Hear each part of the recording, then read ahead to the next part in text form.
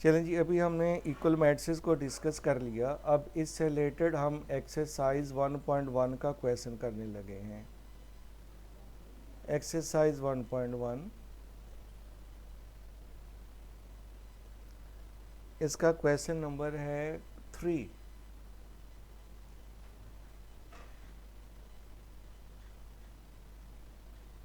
Exercise 1.1 question number 3 को हम equal matrices के मदद से सॉल्व करते हैं। ये क्वेश्चन नंबर 3 की स्टेटमेंट लिखी हुई है, find the value of A B C D. Find the values of A B C D.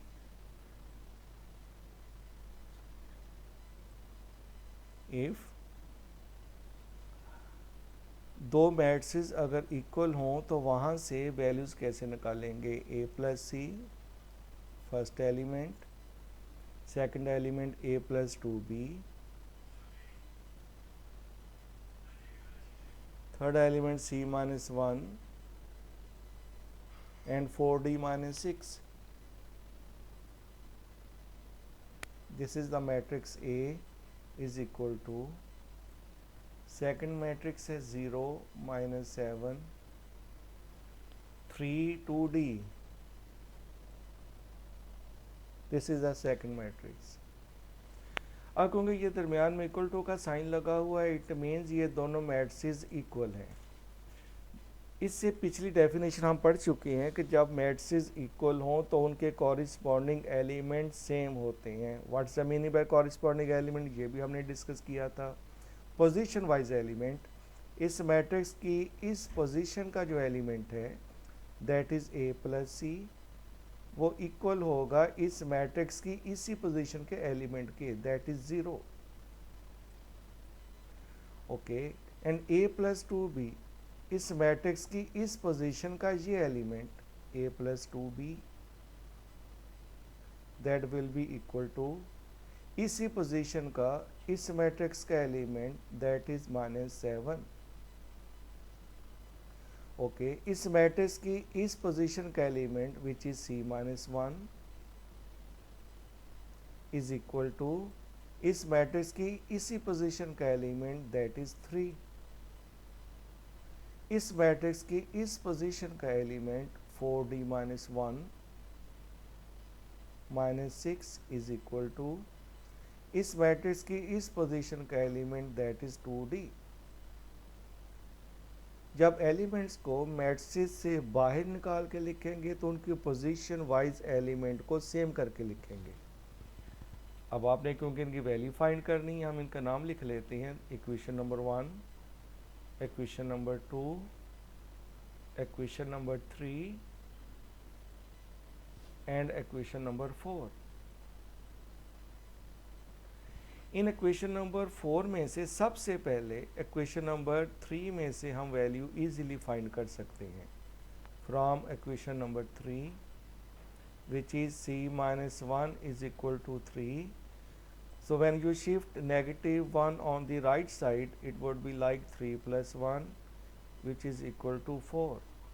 So c की वैल्यू निकल आई that is 4.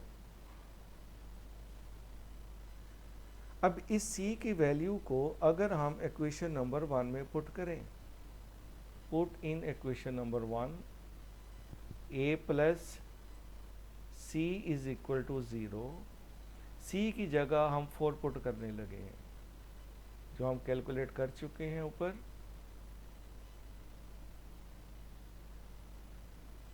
When you shift 4 on the right side, sign will be changed, it would be 0 minus 4, a is equal to minus 4. ये हमारे पास दूसरी value निकल आई। Okay, अब ये जो a की वैल्यू निकली है इसे हम पुट करते हैं इक्वेशन नंबर 2 में। Put a is equal to minus 4 in equation number 2। अब ये पुट करने का ज़रा मतलब फिर समझ लो। जब वैल्यू पुट की जाती है तो जिस पोजीशन की वैल्यू पुट करनी हो उसकी जगह वो वैल्यू डालें। अब आपने ए की जगह वैल्यू पुट करनी है, राइट।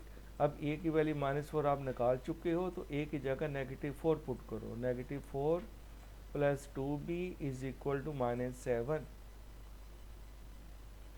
इस -4 को राइट साइड पे शिफ्ट करेंगे तो साइन चेंज होगा। 2b = -7 + 4 and 2b = -3। b की वैल्यू चाहिए dividing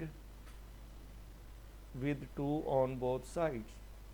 2b/2 divided by 2 -3 divided by 2, 2 cancel with 2, so b = -3/2।